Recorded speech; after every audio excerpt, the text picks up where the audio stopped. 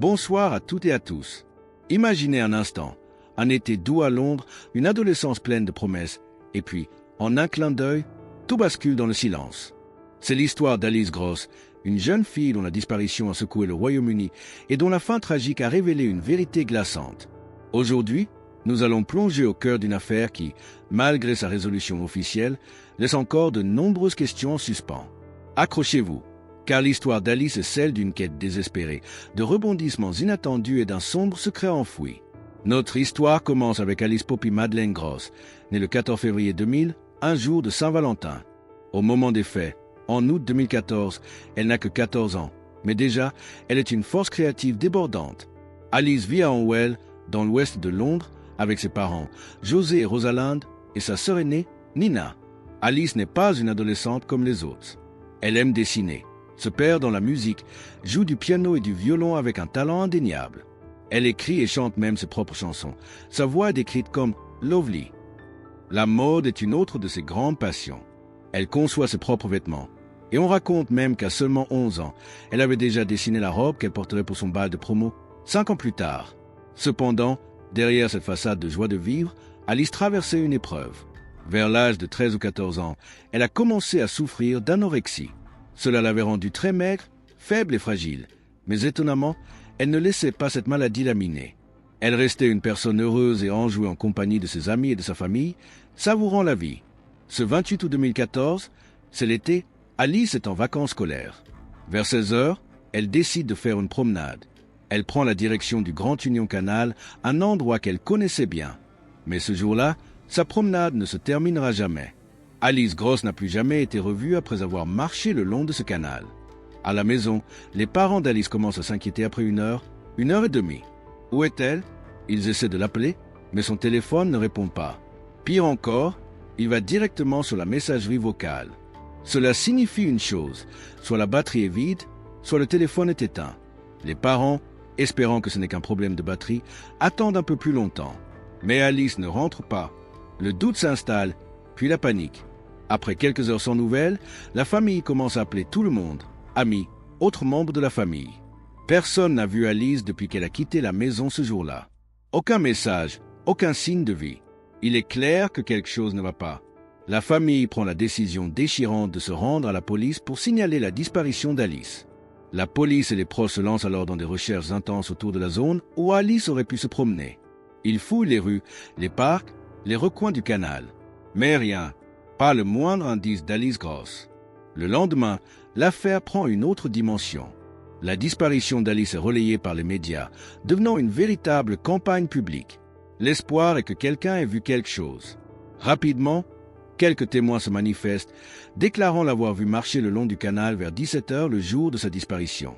Mais au-delà de ces témoignages, l'enquête piétine et aucune autre piste concrète n'apparaît.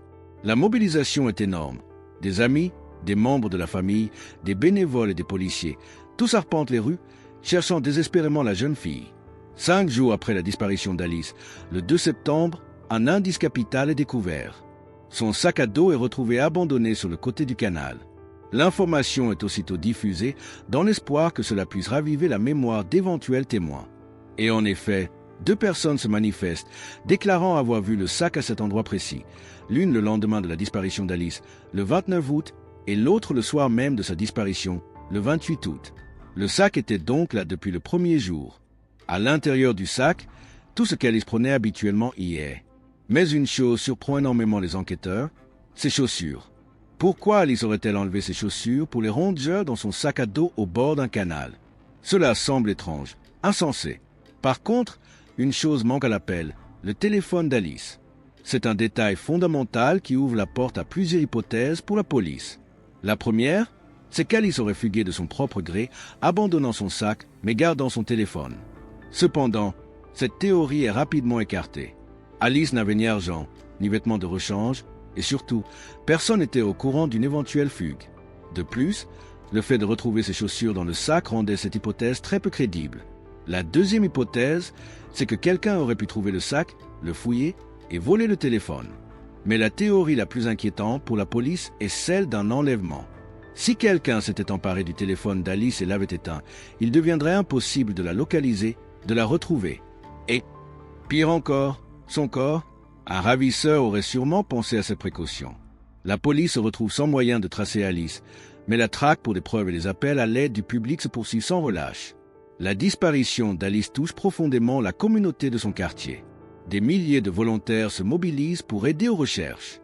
Des affiches avec sa photo et sa description sont placardées partout dans Londres et partagées sur les réseaux sociaux. Pour montrer leur soutien et sensibiliser le public, les habitants accrochent des rubans jaunes partout, aux arbres, aux voitures, aux balustrades et même sur leurs vêtements comme des badges. La recherche d'Alice Gross devient rapidement une opération d'une ampleur inédite, mobilisant plus de 600 policiers de 8 forces différentes du sud de l'Angleterre. C'est la plus grande opération policière au Royaume-Uni depuis les attentats de Londres de 2005. La majeure partie des recherches se concentre naturellement autour du canal, là où Alice a été vue pour la dernière fois et où son sac à dos a été découvert. Les jours se transforment en semaines et l'espoir s'amenuise peu à peu. 5 longues semaines après la disparition d'Alice, le 30 septembre 2014, la terrible nouvelle tombe. Des plongeurs de la police font une découverte macabre. Au fond de la rivière Brent, dans le nord-ouest de Londres, non loin du canal, ils repêchent un corps.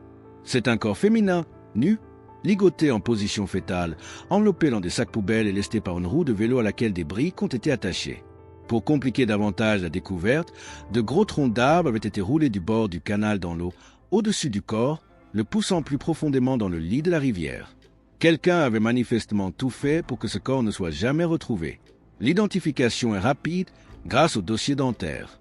C'est bien Alice Gross, âgée de 14 ans.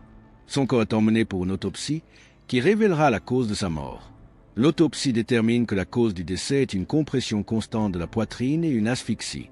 Cela signifie que son corps a été physiquement écrasé par un poids, l'empêchant de respirer. Les médecins ne trouvent aucune preuve physique d'agression sexuelle sur son corps. Cependant, le fait qu'Alice ait été retrouvée nue et ligotée suggère fortement un motif sexuel au meurtre. Les enquêteurs ne peuvent pas savoir si le meurtrier est passé à l'acte sexuel, s'il a changé d'avis ou si les choses se sont déroulées différemment. Il n'y a pas non plus de blessures évidentes sur Alice, ce qui laisse penser qu'elle n'a pas eu l'occasion de se défendre contre celui ou ce qu'il a écrasé. La découverte du corps d'Alice choque le pays tout entier et change la nature de l'enquête. Ce n'est plus une disparition, c'est un meurtre. Dans les 24 heures suivant la macabre découverte du corps d'Alice, 2 hommes sont arrêtés, soupçonnés de son meurtre. Cependant, après quelques heures d'interrogatoire, ils sont tous deux relâchés sans inculpation. La police n'a jamais expliqué ce qui les avait mis sur leur piste. L'enquête se tourne alors vers d'autres pistes. La police examine minutieusement les images des caméras de vidéosurveillance autour de la zone où le corps d'Alice a été retrouvé dans le canal. C'est là qu'ils repèrent un homme qu'ils identifient rapidement comme un suspect potentiel. Cet homme est vu arrivant à vélo sur les lieux, une première fois le soir de la disparition d'Alice, puis 2 fois le lendemain, une fois le matin et une fois le soir. La première nuit, il reste sur place pendant 66 minutes, sans raison apparente, car la zone est isolée et n'offre aucune activité. Le lendemain matin, il y retourne pendant 85 minutes, puis revient le soir pour 2 heures. Pendant ce temps, un autre élément intrigue les enquêteurs. Une semaine après la disparition d'Alice, soit 3 semaines avant la découverte de son corps, un homme de la région avait également disparu. Au départ, la police craignait qu'il n'ait kidnappé Alice et qu'ils ne soient enfuis ensemble. Mais avec la découverte du corps d'Alice, les recherches pour cet autre homme s'intensifient. Cet homme disparu est Arnis Alcan, un ouvrier du bâtiment laiton de 41 ans. Et c'est là que les pièces du puzzle commencent à s'assembler de manière troublante. Des images de vidéosurveillance montrent Alice et Arnis Alcan sur la même caméra à quelques minutes d'intervalle le jour même de la disparition d'Alice. Alice est vue marchant le long du canal vers 16 heures. 5 minutes plus tard, Arnis Alcan passe au même endroit, à vélo. Les enquêteurs estiment qu'étant à pied et lui à vélo, ils se seraient croisés ou auraient marché côte à côte vers 16h10. Alice n'est plus jamais vue après cette séquence. Quant à Arnis Alcan, il est filmé 18 minutes plus tard dans un magasin achetant 2 canettes de bière. Sa compagne confirmera que l'homme sur cette vidéo est bien Arnis. L'homme filmé à 3 reprises sur les lieux de la découverte du corps n'est pas formellement identifié comme étant Arnis Alcan sur les vidéos, mais de nombreux éléments le désignent. L'homme est à vélo, et Arnis était connu pour se déplacer exclusivement à vélo, ne conduisant pas. De plus, Alice et Arnis vivaient dans la même zone. Ces preuves, bien que circonstancielles, pèsent lourdement sur Arnis Alcan. Les soupçons de la police envers Arnis Alcan s'intensifient encore davantage le 4 octobre 2014. Le 4 octobre 2014, le corps d'Arnis Alcaln est retrouvé dans un parc local. Il s'était suicidé par pendaison. Son corps, fortement décomposé, aurait séjourné là environ un mois, ce qui correspond étrangement à la période de la découverte du corps d'Alice. Pour la police, déjà suspicieuse, cette mort par suicide semble être une tentative désespérée d'échapper à la justice, comme s'il savait qu'il allait être découvert.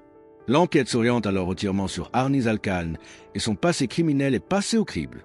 Ce qu'il découvre est effrayant. En 2009, Arnie avait été arrêté pour agression sexuelle sur une autre jeune fille de 14 ans.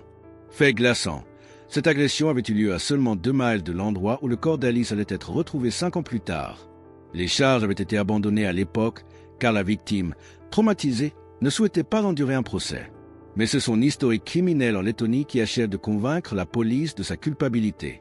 Arnis Alcaln avait eu plusieurs démêlés avec la justice pour possession d'armes et agression. Et, plus choquant encore, à la fin des années 1990 et début des années 2000, il avait purgé une peine de 7 ans de prison pour le meurtre de sa femme en Lettonie. Cet homme avait donc déjà tué une femme et agressé sexuellement une autre jeune fille de 14 ans. Il était clair qu'il était capable d'un tel crime. Presque immédiatement après sa libération de prison en Lettonie, il avait déménagé au Royaume-Uni, trouvé une nouvelle petite amie et tenté de refaire sa vie. Le domicile d'Arnis Alcaln est fouillé de fond en comble. Tous ses appareils électroniques, ordinateurs et téléphones sont saisis pour être examinés. Les enquêteurs découvrent que le 3 septembre, la veille de son suicide, il avait effectué des recherches en ligne sur la disparition d'Alice Gross. Pendant la fouille de sa maison, la police décide de creuser son patio, récemment construit. C'est là qu'ils font une découverte cruciale, un iPhone blanc, très endommagé et déterré. Bien qu'il manque le numéro de série, rendant impossible une identification à 100%, l'iPhone correspond au modèle et à la couleur de celui d'Alice. Une preuve circonstancielle de plus qui s'ajoute au dossier. Maintenant que la police a le corps d'Arnis Alcaln, elle peut réexaminer toute la scène du crime avec son ADN dans l'espoir de trouver une correspondance sur le corps d'Alice ou dans les environs. Alice et Arnie ne se connaissaient absolument pas, leurs âges et leur cercle social étant trop différents. Si son ADN était trouvé sur elle, cela serait une preuve irréfutable. C'est à ce stade de l'enquête que l'affaire Alice Gross plonge dans une certaine confusion, en raison de rapports contradictoires concernant la preuve ADN. D'après certaines sources, l'ADN d'Arnis Alcaln aurait été retrouvé sur un mégot de cigarette, à quelques mètres de l'endroit où le corps d'Alice a été découvert. Cela confirmerait sa présence dans la zone et corrobore les images de vidéosurveillance. D'autres sources vont plus loin, affirmant que l'ADN d'Arnie aurait été retrouvé sur les sacs poubelles utilisés pour dissimuler le corps, sur les chaussures d'Alice et même sur ses parties génitales. Cependant, l'oratrice de la vidéo, Eleanor Nial, souligne le manque de preuves officielles pour ces affirmations et exprime de sérieux doutes. Il n'y avait pas de blessure de légitime défense sur Alice, pas de preuves d'agression sexuelle ni d'autres blessures évidentes, ce qui rend difficile d'expliquer comment son ADN aurait pu se trouver là. D'autres rapports affirment même qu'aucun ADN d'Arnie n'a été trouvé sur la scène du crime. Les informations sont tellement conflictuelles qu'il est impossible de savoir ce qui est vrai sans une déclaration officielle de la police ou un documentaire validé. De plus, une grande partie des vêtements d'Alice n'a jamais été retrouvée, à l'exception de ses chaussures dans le sac. Le fait que ces chaussures aient été mises dans son sac et que ce sac ait été abandonné loin de l'endroit où son corps a été découvert reste un mystère. Pourquoi un tueur aurait-il fait cela? Pour quelles raisons? Les motivations exactes de ces actes demeurent obscures. Le corps nu et ligoté d'Alice, sans preuve d'agression sexuelle, pose également la question du but recherché par le meurtrier. S'agissait-il de faciliter la dissimulation du corps après le meurtre? Malgré ces zones d'ombre, la police parvient à une conclusion ferme. En janvier 2015, elle déclare publiquement que toutes les preuves désignaient Arnis Alcaln de manière irréfutable. S'il n'était pas mort, il aurait été inculpé du meurtre d'Alice Gross. Ainsi, l'affaire Alice Gross est officiellement close. L'histoire d'Alice Gross est une tragédie poignante, celle d'une jeune fille pleine de vie, dont le destin a été brutalement interrompu par la rencontre avec un homme au passé des plus sombres. Bien que l'affaire ait été résolue par les autorités, le deuil de la famille et les questions persistantes autour des preuves ADN et des motivations précises laissent un goût amer. L'enquête a montré la force de la mobilisation communautaire et l'acharnement de la police, mais elle a aussi mis en lumière les complexités et les incertitudes qui peuvent entourer les crimes les plus odieux. Alice Gross est partie trop tôt, mais son histoire est un rappel sombre de la vulnérabilité de l'innocence et de l'ombre que la violence peut jeter sur nos vies. Elle reste, dans la mémoire collective, le symbole d'une vie volée, d'une famille brisée et d'une énigme résolue, mais dont certains échos résonnent encore.